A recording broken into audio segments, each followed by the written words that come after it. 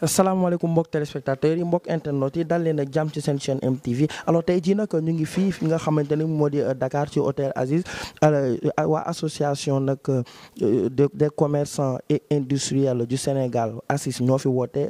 ci benn conférence de presse ngir daal di dénoncer li nga xamante ne moo di les maux du secteur commercial maanaam jafe-jafe yi nga xamante ne dañ koy jàkkoonte ci commerce bi ba tax na tey ku ci ne am na fi représentant pour wax loolu alors li nga xamante ni jafe-jafe yi nag bokk na ci li nga xamante ne moom la ñuy gën a ñaawlu muy li nga xamante ne moo di concurrence déloyale ni ci interpeller état bi à ce que mu jàppale leen ci parce que ñi nga xamante ne ñoo di waa bitim réew dañuy ñëw fii implanter seen entreprise bi ba pare di concurrencer ak ñoom à des bas prix loolu aussi dafa bokk ci li nga xamante ne dafay suuxal seen liggéey ak dafay encourager aussi concurrence déloyale alors ñu daal di leen déglu nag ñu def seen point de presse bi daal di gën a leer apporter ay leeral ci loolu. Khadim Sylla président ACIS association des commerçants industriels du Sénégal ñu dellu si waat rek ginnaaw boo xam ne mboolem njëkk secteur yi kenn ku nekk jox nañ la parole nga wax jafe-jafe yi nga xam ne yaa ngi koy dund ci secteur bi nga xam ne ca nga nekk dama koy jël benn par benn rek benn bu ci nekk ma wax ci tuuti ngir autorité yi ñuy déglu mën a xam li xew ci secteur boobu ba du gaaw indi ci saafara ci li mu gën a gaawee dama yow ci côté visa yi loolu noonu kenn ku nekk xam na ni jafe-jafe yu méttee métti la yoo xam ne commerçant ñu ngi ko ciy dund waaye Sénégal di ci perte xaalis bu baree bare dama jox exemple rek commerçant bi nga xam ne plus de 20 ans mu ngi voyagé di dem ak a ñëw ba un jour jamono jii mu demande visa avant muy demande visa bi rek mën na am 3 jours yoo xam ne 5 heures du matin la yeew wala 4 heures du matin di ren pour am rendez-vous mboolem dossier buñ ko laaj mu jox ko compte banque am rek bu ko joxee war nañ ko mën a woowee visa mais fi ñu mujjee mooy ñu ñëw ñu ne ko mooy ñu la loolu la ñu def comme information du am document du am casier ambassade du am dara te ku nekk xam na ne ambassade Chine bi nga xam ne ñi ngi doon déposé visa ci ambassade bi boobu da ngay dem boo déposé buñ la mayee nga fay buñ la mooy ñu delloo say këyit wax ne lii moo tax mooy ñu la nga demaat jëli say këyit ambassade Turquie damay wax rek ambassade yi nga xam ne commerçant yi moom ëpp lu ñuy voyagé boo masaan fay sa xaalis ambassade bi pour demander visa bu la moyul dafay delloo sa xaalis bu la mayee téye sa xaalis mais léegi dépense nañ lekk sa xaalis mais dem nañ ba nga xam ne da ngay fay 200 000 francs pour am rendez-vous kon loolu lu ñu war a xoolaat la ñu ne li ñu demande suñu état mooy que muy Chine di Inde di France di réew mu mën a doon bépp réew boo xam ne dafay laaj Sénégal visa Sénégal nag koy laaj visa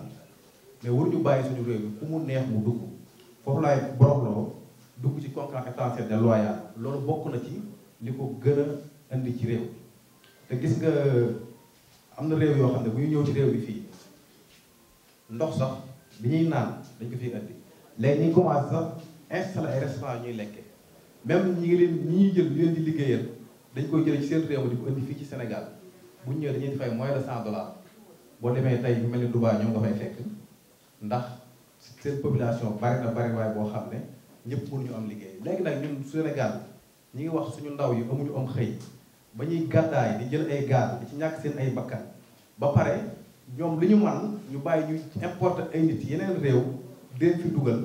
loolu noonu lañ wax ne jaaruwul na ci état liggéey ci ni mu gën a gaaw beneen bi ci concurrence déloyale kenn ku nekk xam na commerçant bi wala entrepreneur bi wala entreprise bi dafa am ay loi yoo xam ne moom moo ko tënk képp koo xam ne yaa ngi dugg Sénégal boo ñëwee sa capital chiffre d'affaires bu xasee romb 50 millions kooku dafa war a nekk régime réel di fay ay impôt di déclarer impôt xam fan la nekk mais fii li ñu fa gis mooy tey suñu jigéen yi daan liggéey ci kaw daan am seen benn conteneur ñu di ci dàq seen 200 000 seen 300 000 am seen dépense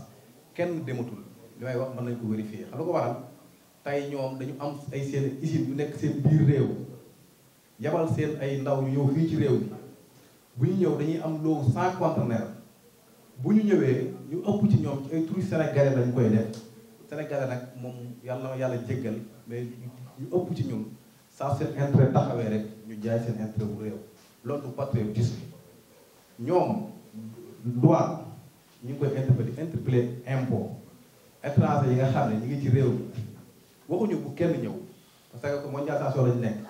kenn ku nekk am nga droit ñëw ku ne am nga droit indi sa marchandise jaay mais boo ñëwee nga tegu ci yoon ndax Sénégal yi mënuñu di fay impôt ak li amagu su néew am loo xam ne dañ ko ubbil benn secteur muy secteur informel ñoom ñu ñëw bëgg sukkandiku foofu di importer ay milliards par duñu fay benn droit kon loolu ñuy wax état ñu jógu ci ni mu gën a gaawee beneen bi muy dugg suñ jaan ñëw na ci muy loi bi nga xam ne wote woon nañ ko mu jëm ci mbiru plastique ñu gis ne tey la plastique gën a bari ci réew mi kon li ñu yàgg demandé mooy loi boobu nañ toog ñu waxtaan acteurs yi ñu xoolaat ko te gis nañ ni buñ ci waxtaanee mën nañ ci indi solution bu gën bi nga xam ne moom la ñu doxal su ma ñëwee ci ba tey ci mbirum port yaakaar naa bi ngeen ñëw nañu waa ACIS bi ngeen bëgg a pose question bi ngeen njëkk a posé waa ACIS namoon na leen waa presque loolu la ñu posé li taxoon waxuñu booba léegi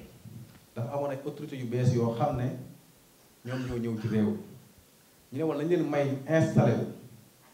ba pare ñu jéem a xool nu ñuy waxtaane ak ñoom wax leen jafe-jafe yi nga xam ne ñu ngi koy dund ci suñu secteur dëppoowul ak yoon fan yi yépp ñi ngi dégg coowul Cour des comptes ñaan li nekk ci rapport yi waaye yaakaar naa li nekk ci facture yii ne fàngaaral moo gën a leer fuuf li ñuy wax te gisuñu ko te muy càcc goo xam ne dafa leer nañ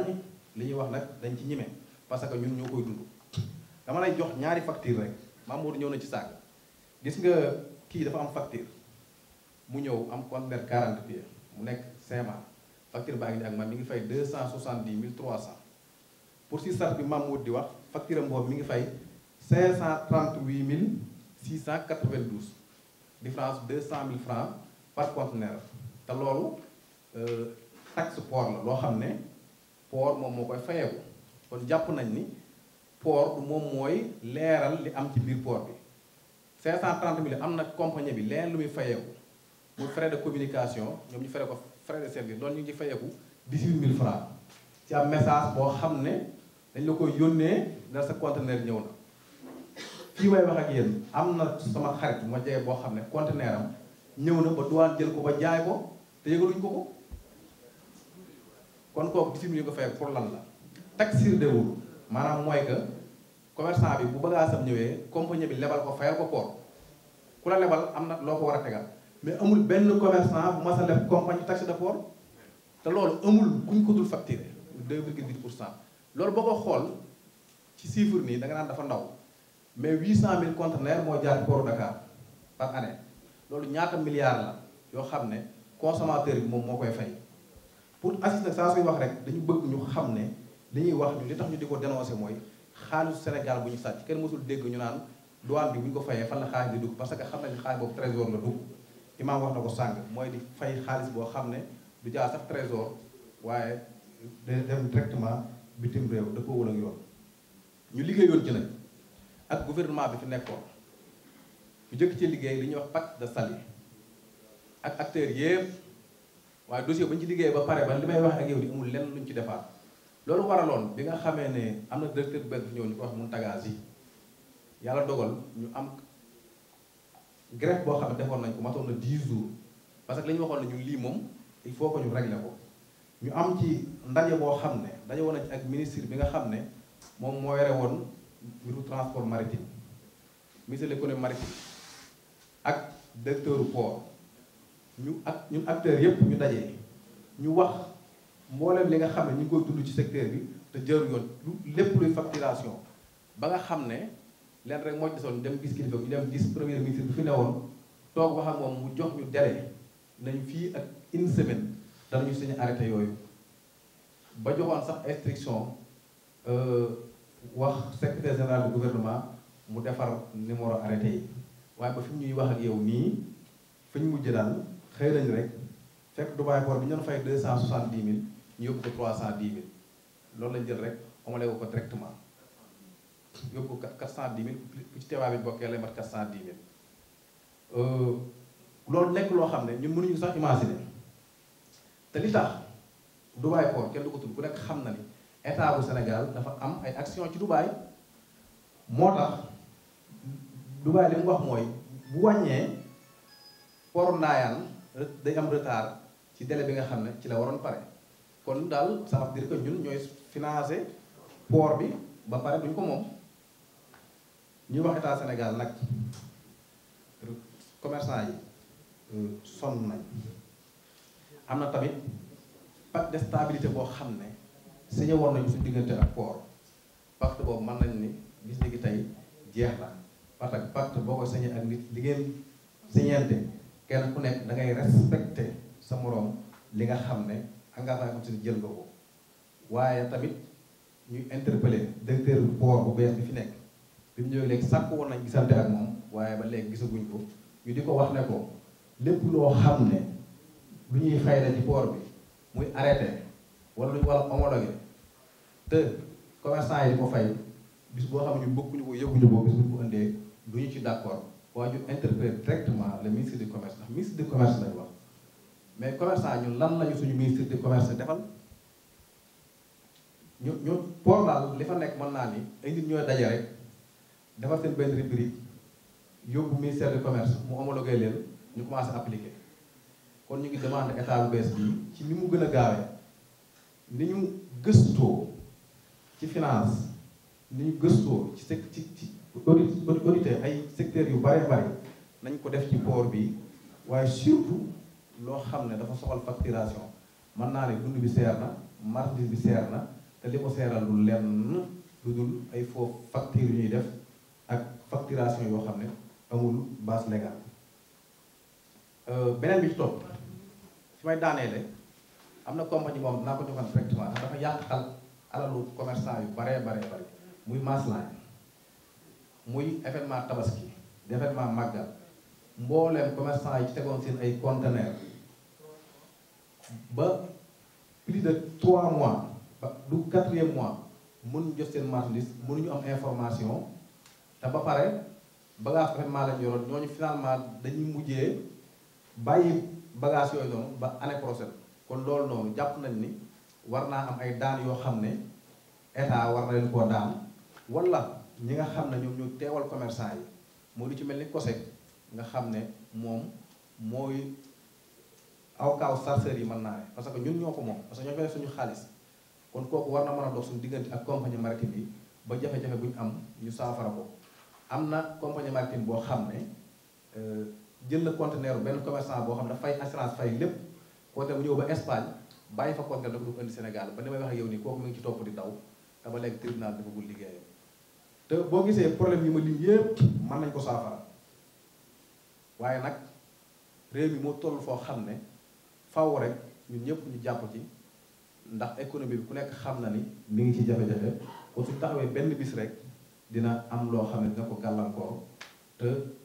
état bees bi fi nekk dañoo amat ñoom yaakaar ACIS nag ku nekk xam na ko ci jël position yaakaar naa ni élection yi jàll bu ñu dañ aj élection yi fekk na boobu maintenant ACIS rek lañ xam ci patronat bu génn dem bokk ci plateforme bu ñuy wax assurer élection parce que dañoo gëmoon ne boobu ñun li ñuy def du politique waaye nag réew mi moom saa su taxawee dañoo war a taxaw ñu dem foofu wax ne élection nañ ko amal parce que lu ëpp at ñu ngi ci ay jafe-jafe am nañ suñu mbokki commerçant yoo xam ne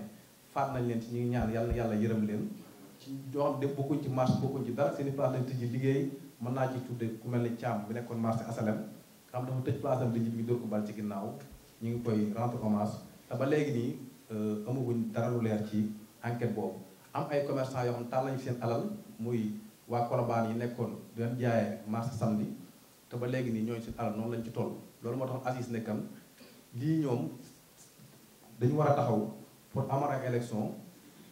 ku gañe ñu xam ne loolu la waaye yàlla dogal régime bii ñëw woo ñu ci jubal jubbanti waaye yokk nañ ci yokk doxal jubbanti doxal léegi nag kon nañ ñu jàppale ñu suñu problème yi waaye tamit ñu di leen tàllal loxo que ni faw rek ñuy waxtaan ak acteurs yi directement pas indirect ñu di leen wax jafe-jafe yi nekk ci secteur bi waaye bu ñu jàppee ne commerçant yi dañuy nëbbutu wala dañuy yor ab xaalis ba tax ñu teg leen loo xam ne mënuñu ko économie bi dafay gën a nërmeelu kon nañu jàppale suñu commerçant yi jàppale secteur privé bu Sénégal ko la à cette conférence de presse qui aborde des problématiques majeures qui touchent directement notre économie et le bien-être de nos entreprises. Aujourd'hui, nous avons discuté de 3 sujets critiques. Le refus fréquent de visa par les ambassades installées ici au Sénégal. La concurrence étrangère déloyale. Des acteurs chinois et indiens, que je vais citer nommément, entre autres acteurs étrangers, ainsi que les tracasseries persistantes au port autonome de Dakar. Ces obstacles impactent lourdement notre tissu économique et industriel et freinent le développement de notre pays. En ce qui concerne le refus de l'obtention des visas par les ambassades, ce refus est devenu une source de frustration, de blocage pour nos entrepreneurs, pour nos hommes d'affaires, nos étudiants et nos travailleurs qualifiés. Ce refus, souvent sans explication claire, met en péril de nombreux projets de coopération internationale, d'investissement, de partenariats commerciaux, et il est aussi source d'enrichissement illicite de ces ambassades. Nos entreprises perdent des opportunités de participer à des salons internationaux, faute de manque de visa, faute de visa, d'acquérir de nouvelles compétences et de conclure des contrats avec des partenaires étrangers. C'est pourquoi nous demandons solennellement à nos autorités une plus grande transparence dans le processus de délivrance de ces visas, ainsi qu'une meilleure coopération entre le gouvernement sénégalais et les ambassades concernées, afin de faciliter les démarches pour nos citoyens. Nous exigeons la réciprocité de la délivrance de visas pour les pays concernés et le remboursement des frais de visa non accordés. Pour le deuxième point concernant la concurrence étrangère déloyale, c'est un problème crucial auquel nous faisons face. Et cette concurrence déloyale imposée par les entreprises chinoises et indiennes, plus particulièrement, entre autres entreprises, ces acteurs étrangers opèrent souvent sans le respect des règles du jeu économique, notamment en pratiquant le dumping des prix qui est banni par l'OMC, l'Organisation mondiale du commerce. En contournant les lois fiscales en vigueur de ce pays et en violant les normes sociales et environnementales. Cela crée une distorsion de la concurrence qui pénalise lourdement nos entreprises locales, incapables de rivaliser avec ces pratiques abusives. Nous appelons les autorités à contrôler et à réguler ces entreprises et à appliquer des sanctions sévères contre elles, contre celles qui ne respectent pas les lois sénégalaises. Nous souhaitons également une protection accrue de nos industries stratégiques et de nos commerces face à cette concurrence étrangère qui menace nos emplois et notre développement économique. Pour le troisième point concernant les tracasseries au niveau du port autonome de Dakar. Le port autonome de Dakar, qui devait être un portuaire, en tout cas qu'il était dans la sous-région, ne l'est plus. Ce port était une plaque tournante essentielle pour notre commerce extérieur. Mais malheureusement, ce port est pris en proie à des tracasseries administratives et logistiques qui ralentissent les opérations commerciales. Ces problèmes incluent des coûts additionnels imprévus, comme la surfacturation, le non-respect des tarifs homologués par le ministère du Commerce, des frais indus et des blocages bureaucratiques qui affecte directement les entreprises sénégalaises et le panier de la ménagère. C'est pourquoi nous dénonçons vivement et nous demandons à l'État sénégalais de réagir. Nous dénonçons également le retard intempestif dans la livraison, pour ce qui concerne la livraison de nos conteneurs par les lignes maritimes, qui nous cause d'énormes pertes sans réparation du préjudice. Ces dysfonctionnements nuisent à la compétitivité de notre économie et entravent l'efficacité des échanges internationaux. Nous demandons une modernisation urgente des infrastructures portuaires et une simplification des procédures au port autonome de Dakar afin d'assurer une fluidité dans les opérations et d'améliorer l'image de notre pays en tant que hub logistique régional. Nous appelons les autorités à organiser les assises du port autonome de Dakar pour mieux appréhender les problèmes et apporter les solutions idoines avec les acteurs. En conclusion, nous disons que ces problématiques sont interconnectées et nécessitent une réponse forte et concertée des autorités sénégalaises. Nous sollicitons un engagement ferme pour améliorer les procédures de visa, réguler la concurrence étrangère et réformer les opérations portuaires. Seule une action rapide et déterminée permettra à notre économie de relever ces défis et de poursuivre son développement. Nous comptons aussi sur la volonté politique et la mobilisation de tous les acteurs concernés pour trouver des solutions efficaces à ces problèmes. Nous ne saurions terminer sans demander au président de la République d'associer les opérateurs économiques de ce pays. Quand je parle d'opérateurs économiques, je fais allusion à ceux qui sont les vrais, qui sont actifs, et ils sont composés de commerçants, d'industriels, d'entrepreneurs que nous connaissons. Il faut les associer dans les voyages d'affaires économiques du président de la République, au lieu de mettre dans notre cher avion des personnes qui ne apportent absolument rien